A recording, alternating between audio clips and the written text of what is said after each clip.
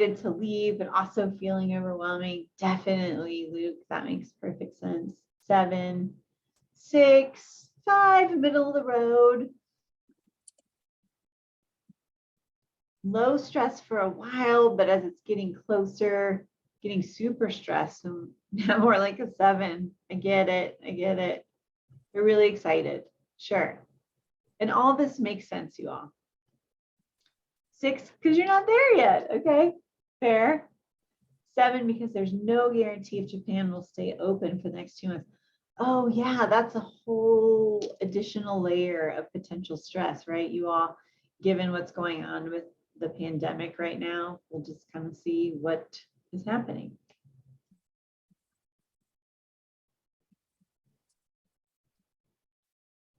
Okay. Oh, but actually, I think there's something else going on in Japan. I'm sorry. Is there something else going on in Japan? Not the pandemic. No, we're just worried about the pandemic still, Melissa. Okay. Okay. Okay. Got it. Got it. Got it. For a minute, I was like, did I miss a major news headline? No. And trust me, I sympathize and empathize with the COVID uncertainty because I've been managing our case investigation team for the past 2 years. So we just never really know where that's going to go. So it sounds like overall, you all are kind of middle of the road, maybe vacillating a little bit, which seems, pretty normal, I would say. So when you think about stress, there are really 2 kinds of stress, and you all have already described both of them. One is what we would call distress, right? Which is kind of the typical kind of stress that we talk about, where we're not feeling good, we're feeling anxious, we're feeling unease. But there's also eustress, which some of you mentioned in the chat, which is I'm excited. So sometimes even really great and exciting things that are good things can cause us to have stress. So it's just really important to be aware of both of those kinds of stress as we're thinking about our travels.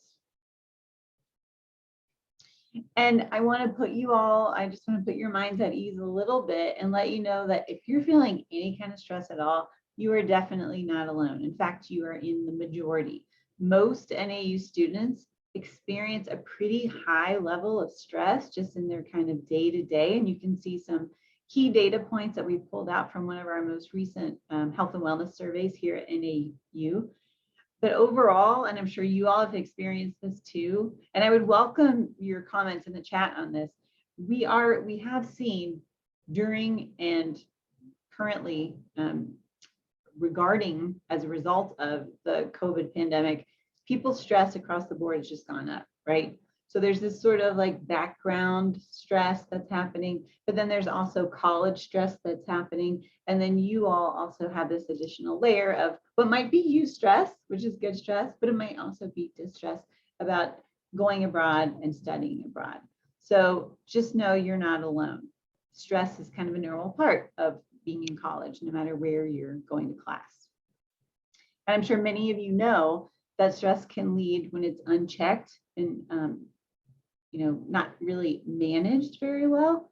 If it's unchecked and not managed, it can lead to ultimately things like mental health issues such as depression and anxiety, as well as unhealthy coping mechanisms and even physical health problems. So I want to pop back to that second bullet point there, unhealthy coping. So when I say that, what comes to mind, you all? If you're imagining college students, studying abroad and feeling really stressed, what sort of unhealthy coping strategies do you think some students might turn to?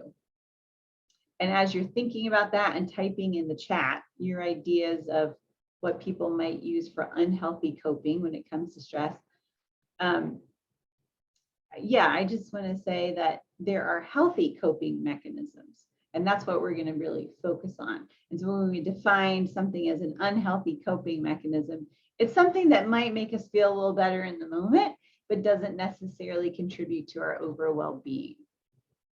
So Holly put, okay, maybe an unhealthy coping strategy for stress is oversleeping. Perfect example.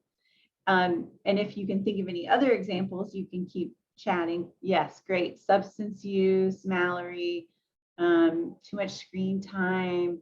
Yeah, Yeah, blowing off school, because sometimes when you're stressed out, you just think like, I need a break from everything, but then you kind of get behind and it doesn't serve you in the long run. Partying excessively. Thanks, Emily, for chiming in on that. And we do see that, right? That some college students in particular might turn to using substances or partying more, or just kind of isolating themselves and withdrawing when they're really stressed. And that's an unhealthy coping strategy. So we want to talk a little bit more about healthy strategies before we leave you today. So thanks for participating in that.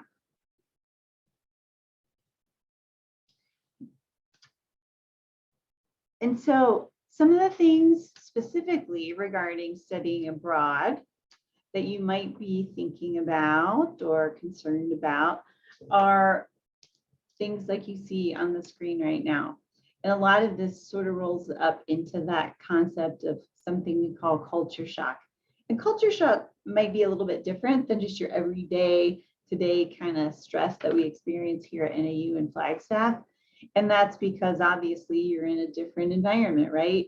Cultural norms and expectations are different. Traditions are different. Things look unfamiliar to you, all of those kinds of things. So being away from your support network, challenges adjusting to a new environment. And so if you are worried about any of those things, that's okay. And I think that's normal. And I would be curious to hear from you all in the chat, which of these things that you're seeing on the screen right now are of most concern to you at this moment in time? What are you worried about? Whoops, sorry. Which of these kind of resonates with you? Are you kind of thinking, ooh, it might be difficult to adjust to this new physical environment? Are you more worried about being away from your personal support network because, you know, we have friends here, we already have connections here, and it might be stressful to think about not having those in this new environment that you're going to? Or even some of the cultural differences, right? I mean, we're talking about stress, but we're also talking about mental health.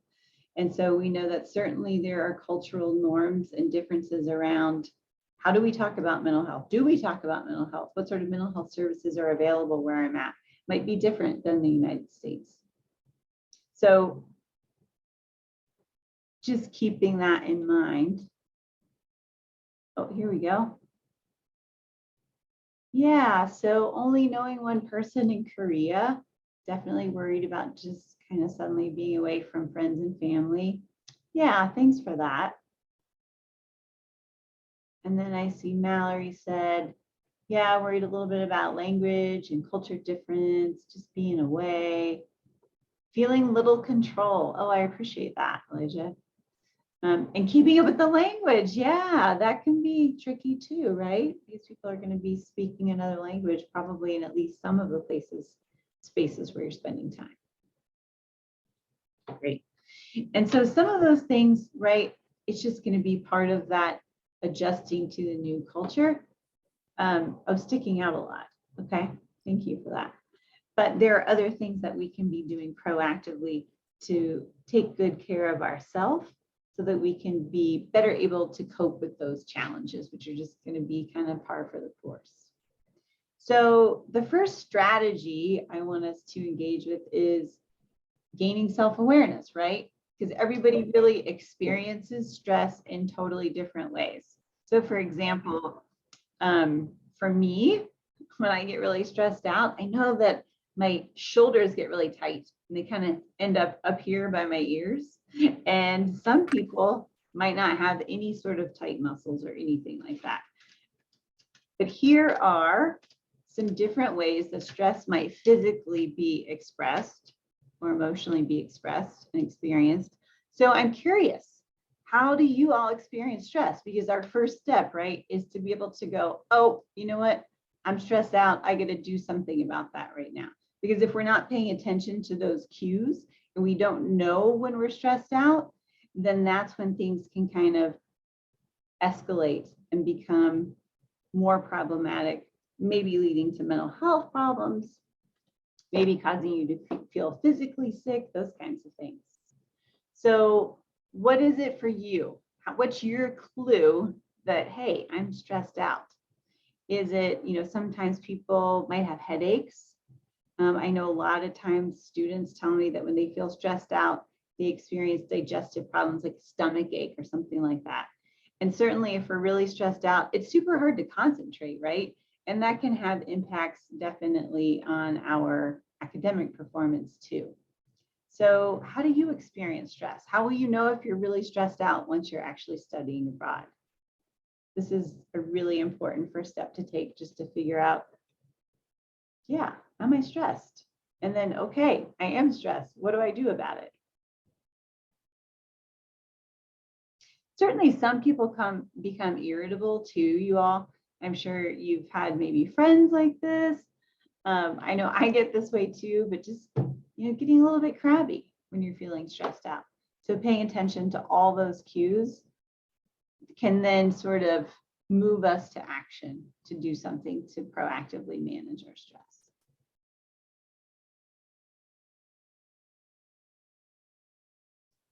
I get crabby too, Melissa. You're not alone.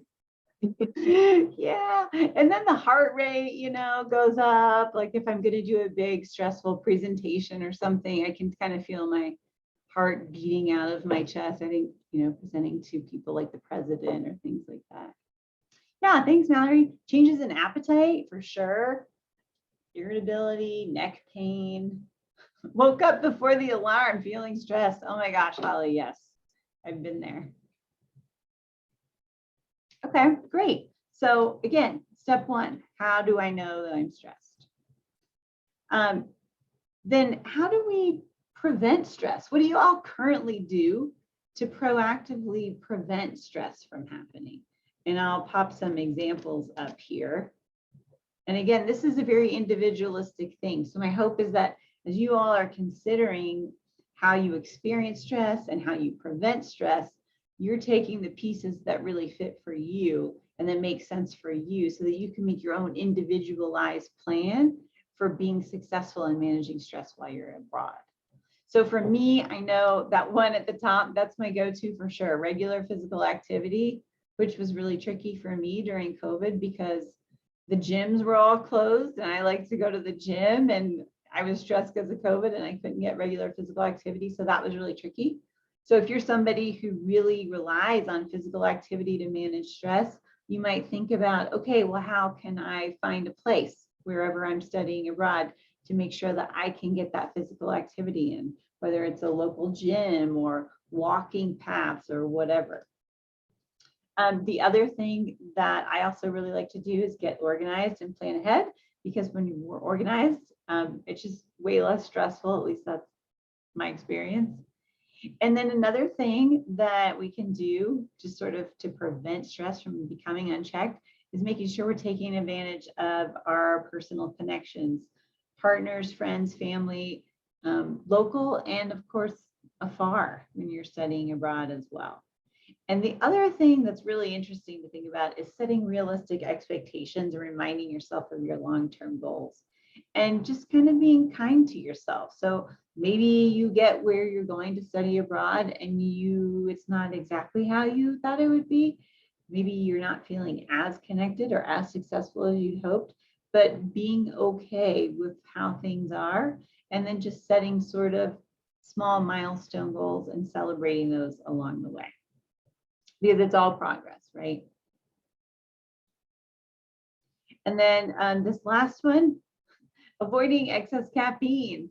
I don't know about any of you all, but sometimes when I'm super stressed, I'm like, if I can just get more coffee in my body, I can manage all of these things that are totally stressing me out right now. But actually caffeine increases blood pressure, increases heart rate, which is exactly what the stress response does. So it actually exacerbates how stressful you are or how stressed out you are. So a little bit of caffeine's okay, but maybe monitor how much and if it's excessive. Holly's relating to this. Okay, yeah. Great. Okay, so just thinking about that, what works for you? And maybe there's something that's not on this list. Do any of you all currently do things to prevent your stress from becoming unchecked now that's not on this list that you want to keep up when you're studying abroad? Oh, working outside and getting fresh air. Awesome. Yeah, that's great. You may have heard of something called tree baths.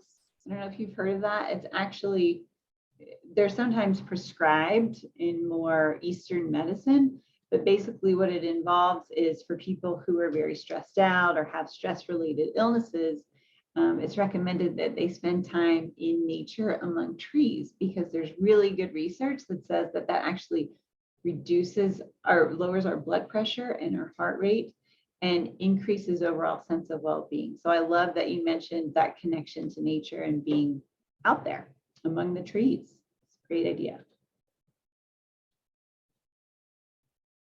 Art breaks. Oh, awesome. Great. Changing my immediate environment, talking it out. Oh, fantastic. Do some hobbies, rest by myself. That's great. Mallory, I appreciate that you mentioned rest, because sometimes if we don't get enough rest, even little things can seem more stressful than they need to, right? I don't know about you all, but if I don't get enough sleep, I'm a crier. Like if I don't get sleep and my toast burns, I'm crying. My husband is like, what is actually wrong with you? But it's just because I can't handle it. And it's a physiological thing, because if you don't have enough sleep, you're not able to manage those stressors that come up. And we already said, hey, stress is something to plan for and to expect while we're studying abroad. So making sure you get enough rest is going to be really awesome. Great. Being able to identify what aspects of life are out of my control helps keep my stress in check. That's so important, Jacob, because sometimes we can think, oh, if we can just control everything, it would be so much better. But knowing where those boundaries are will help reduce our stress in the long run. Excellent. So you all already have great mechanisms in place.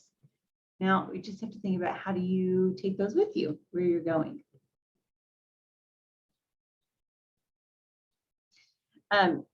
Deep breathing can be a great strategy. Doing a little declutter session. Meditation, I don't know if anybody here practices meditation or relaxation strategies. All of those you can take with you. So once you're actually stressed, here's some things that you can do. And I want to just hone in on, we already mentioned the get outside, kind of stole my own thunder on that one, but I want to highlight this practicing gratitude piece. So I don't know if anybody practices gratitude right now, but there's a lot of really awesome research that says if we practice gratitude, especially if we incorporate it on a daily basis into kind of a regular part of who we are and what we do, it can increase our overall sense of well-being, and it actually has physiological benefits for us. And our stress levels obviously decrease too. So thinking about things that we are grateful for, maybe you could think about doing like a gratitude journal just before you're going to bed and incorporate that into your sleep routine. That's a great way to kind of end the day and go, what was awesome about today? And maybe it was a really crappy day and nothing was super awesome, but if you can just focus your mind on something that went well, that can really, really improve your outlook, especially if you're feeling sad or lonely or depressed. And then being kind to yourself. I know I already mentioned that, but can't say that enough, because kudos to you all. You are doing something that not everybody does, right? You're signed up to go study abroad, and that's already a huge success. So just doing that, following through on it, and getting there is a huge accomplishment. And so be kind to yourself and be grateful to you for being awesome to make that happen, because I never studied abroad and I wish I did. So kudos to you all. And then coping while you're abroad, obviously connecting with your peers. And that's going to look a little bit different, right? Especially if you're still the new person in town and you don't have your network set up quite yet. You might need to connect with your network back in the States, right? Maybe you go old school and you send a postcard home. Maybe you're FaceTiming, you know, all the things that you can do.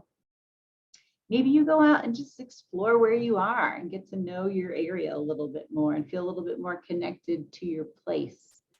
And this one, I really want to emphasize, you know, make sure that you're thinking about creating a routine. I bet you have a routine right now, And so think about how are you going to take that with you, because that creates a sense of normalcy and helps decrease our overall experience of stress. And we know, like, we get up at around a certain time, we go to bed around a certain time, we maybe have like a wind down routine before we go to bed every night. Those things make us feel like things are normal, right? And it makes us feel a little bit less stressed. This is one of my very favorite activities, and there's a whole bunch of research on positive psychology that says if we just reflect on what went well, we're going to feel better. We will have improved mood and reduced stress. So if you can just think about right now, you don't even have to put it in the chat, but you could if you want to. If you just take a moment right now to reflect on what went well in the past week. It could be something small or something huge. Like maybe it's, I worked out 3 times this last week and that was my goal and I reached my goal. That's what went well this last week. Or maybe it was, I got this amazing internship. It's the one that I wanted. Whatever it was, just think about what went well in the past week. It'll always bring you a little bit of joy and improve your mood. So think about incorporating that in your experience in study abroad too. And then, if you're struggling, we want to also encourage you to talk to someone about how you're feeling. And maybe that's a trusted personal person from your family or a friend that's back home, or maybe it's utilizing some of the resources online that we'll talk to you about in just a second. I'll chime in, Melissa, because we are part of that too. So you are wanting to talk through something, your education abroad advisor is absolutely a resource to you. That's awesome. Thanks, Tricia. And there are going to still be resources here, you all at NAU, that you'll be able to access virtually as well. And so that kind of leads us into next level, right? So all of us experience stress. That's a totally normal part of life. But how do we know if our stress has escalated to the point that maybe it's a mental health warning sign?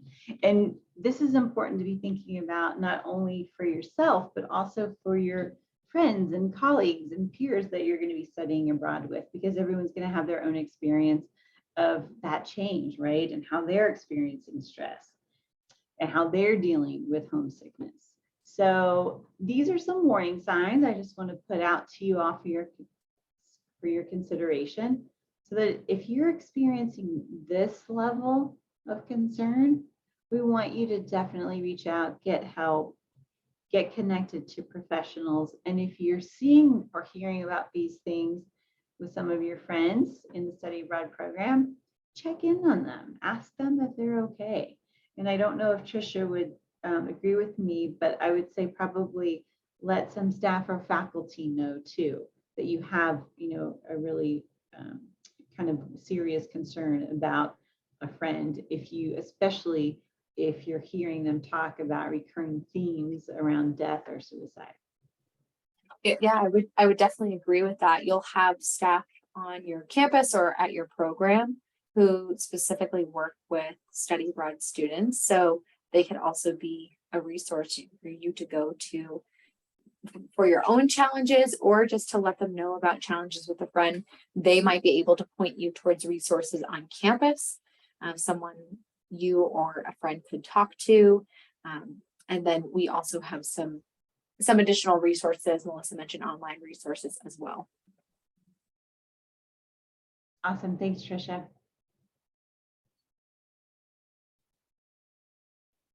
And so for yourself, here's what we would encourage you to do to take care of your mental health abroad. And I would say if you already have existing mental health concerns here prior to going to study abroad, don't just ignore those. Be proactively thinking about how you're going to manage your mental health when you study abroad, because we've already said there's going to be an elevated level of stress just because of the new environment, the new culture, all of that. So please do yourself a favor and think proactively about how you're going to manage your own mental health. And that includes, if you're on mental health medications, making sure that you have enough of those to take with you, that you can take them with you, or that you have a way to get them when you end up wherever you're going. So be proactive with that. It can be really tricky navigating those kind of situations in a different country. I'm aware that there is no wait for counseling services at this point because it's the summer. So if you all would like to access counseling through NAU, even if you are somewhere else in the state of Arizona, that could be an option. I'll put their link in the chat.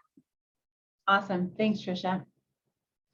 Yeah, and so part of that, as Trisha just mentioned, is seeking professional counseling before you go. Get yourself connected and ready and get a plan for yourself. It will pay off in spades once you're there. And then continue to take care of your health and wellness and some of those proactive ways that we already talked about, managing your stress, being physically active, getting outside, staying connected with your social networks, all of that. And then this last one, I know this sounds like a real drag, y'all, but planning ahead about if you have a mental health concern, who are you going to contact?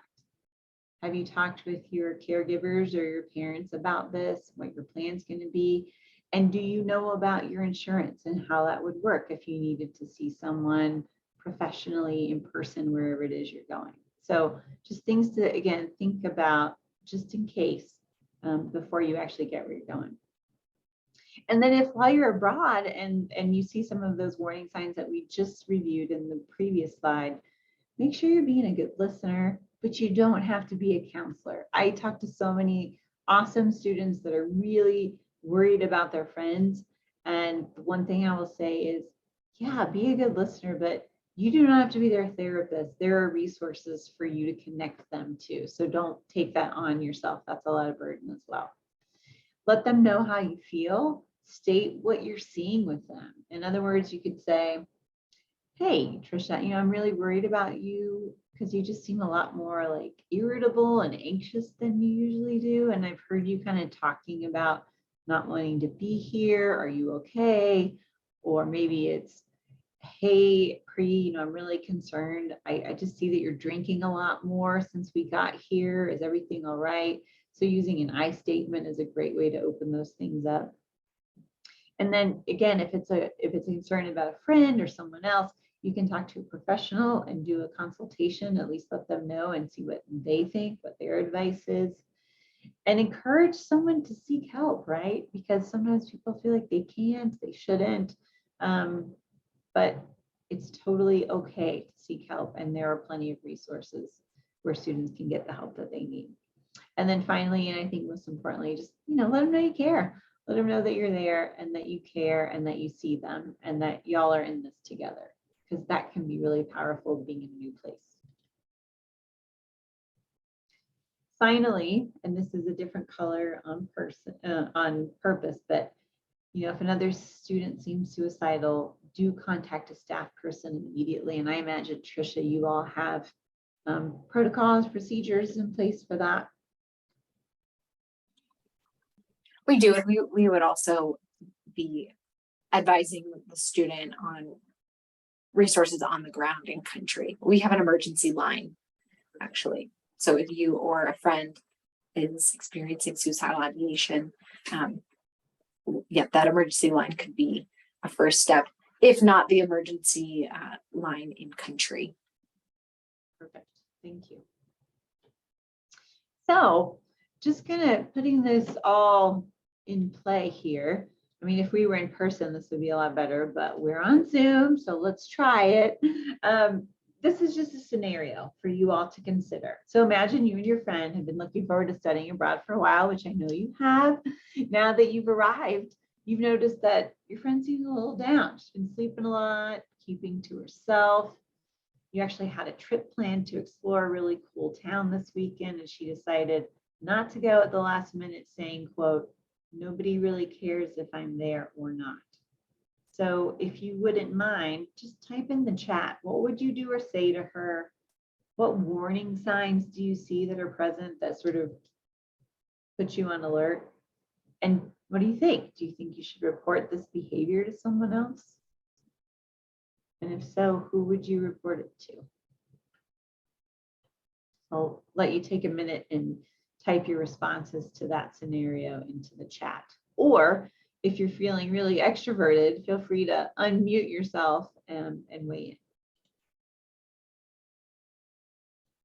It's really important to us at NAU to create this culture of care on campus, and we really hope that you all will take that culture of care with you where you're going in your study abroad program.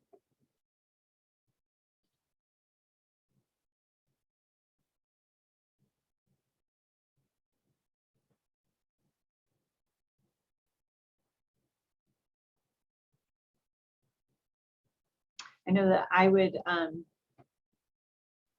I would probably in this case say, I noticed that you seem a little down and that you're sleeping more than usual. Haven't been hanging out as much. Is everything okay? That's probably what I would say. And for me, the warning signs really, the one that stands out for me is this quote right here. Nobody really cares if I'm there or not. I mean, while that's not a direct nod to, I want to kill myself, it is still concerning. So I want to know more about what does that mean? What do you mean when you say nobody really cares if I'm there or not? And I would certainly let her know, I care if you're there. I want you to be there. Yeah, thank you. So Clarice says, I honestly probably would report it. I've had way too many experiences with losing friends not to. Thank you so much. And I'm sorry about your loss. I think we've all experienced probably too much loss, especially in the last few years. And yeah, we got to take mental health concerns seriously. So I appreciate you weighing in on that. And I love the idea of just bringing in the experts and letting professionals know about it. Great. Does anyone have ideas on what they would say to this friend? Oh, here we go. Warning signs are definitely sleeping, isolating. Try to ask her if anything has happened. Oh yeah, that she wants to talk about. Great. Make clear also that I care if she's there. Yeah, perfect. This behavior probably should be reported, just a warning. Absolutely perfect, 100%. Jacob, well, I would ask her about what changed. Yep. And try to talk about what made her mind switch. And she'd light on whatever is hurting, shed light on. Thank you. Yeah, awesome. Great. Very empathetic responses, y'all. I think they're all spot on. Great. Thank you for sharing. And really, it's up to you how you want to approach it in terms of what you would say. It's what feels comfortable for you. I just really encourage people to kind of start with I statements, because if we start with you, it makes people immediately be on the defense. So I tend to, in tricky situations like this, start with an I statement and say, like, I notice, or I see, or, I feel. So you can take that into consideration. Did you want to say more about that, Trisha? Anything else on that topic? Yeah, I mean, I would also say, obviously context is different from program to program, but if that's something you'd want to talk through with us, especially if the other student is an NAU student, don't forget that we are a resource. Even though we're far away, we're in a different time zone, we can still hold Zoom calls and be there to talk with you. That's great. And if any other advisors or staff want to chime in at any point, please feel free.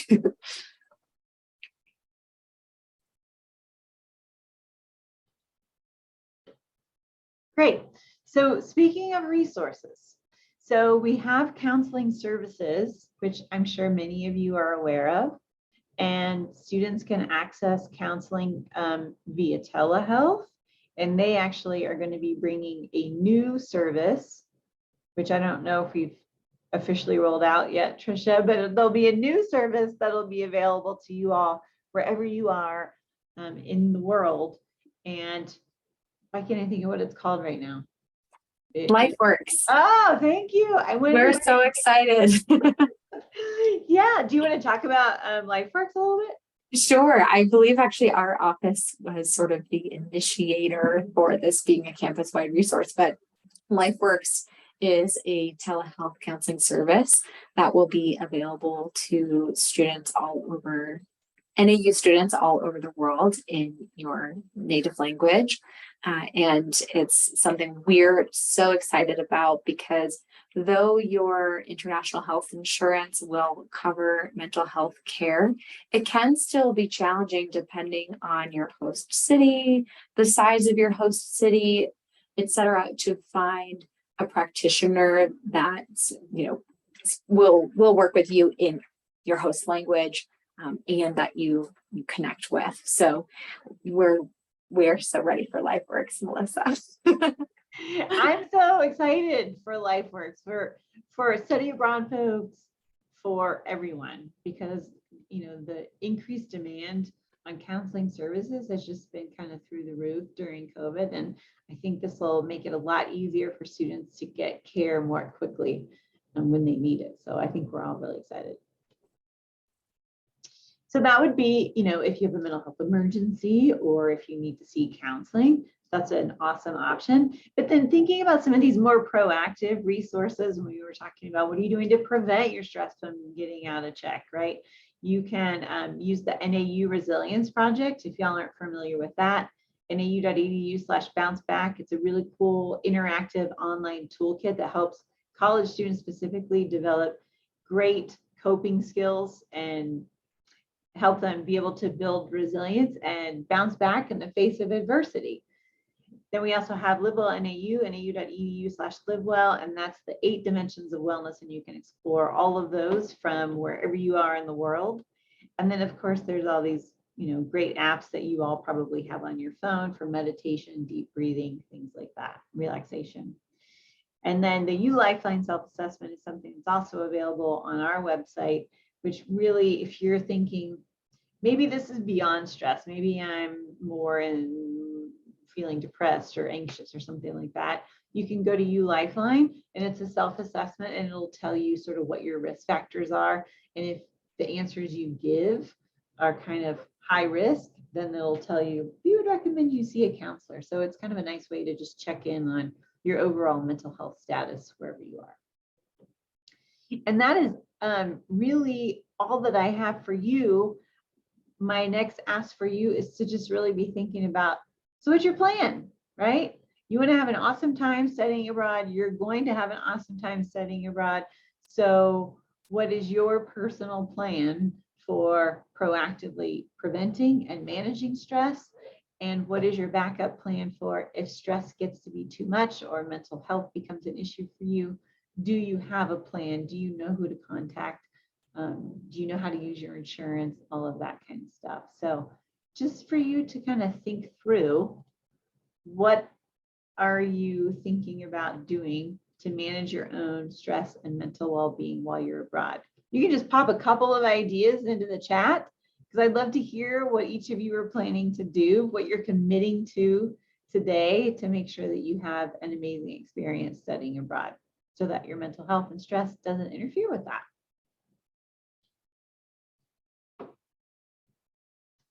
I know one thing that I do when I travel abroad is make sure to prioritize my sleep. That really makes a big difference on my experience when I'm traveling abroad, especially it's kind of like sensory overload when you're in a new place. It's like new languages, new smells, new foods, new visual cues. And so having all that sleep on board can make it really a much easier transition. What are you all going to do proactively? And what's one thing you want to do between now and the time you leave to be able to better manage your stress and your mental well-being? You can just pop that in the chat.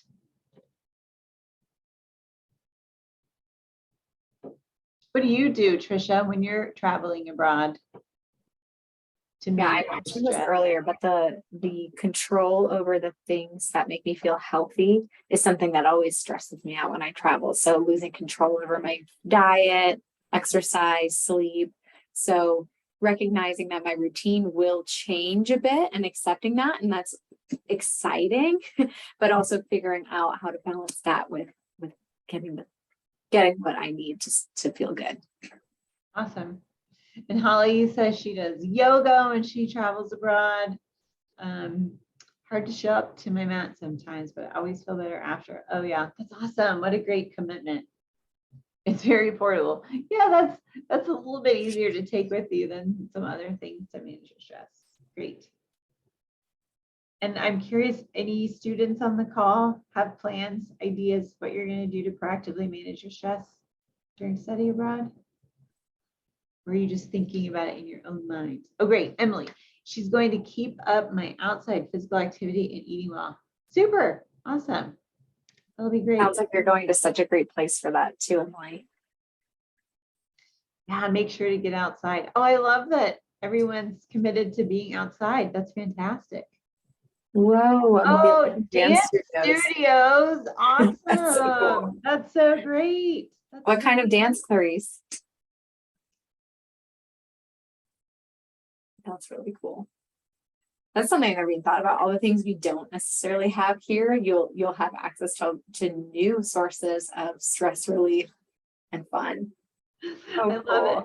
Street dance, hip hop. So cool. Great.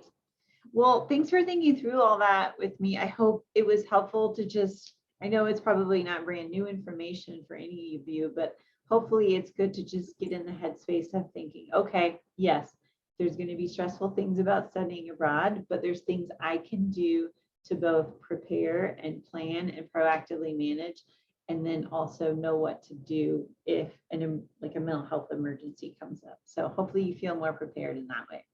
Are there any final questions, comments, concerns, screams of agony, or are you all just ready to get out there and do your study abroad experience?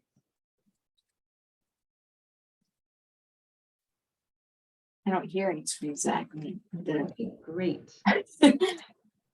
Behind the muted microphones.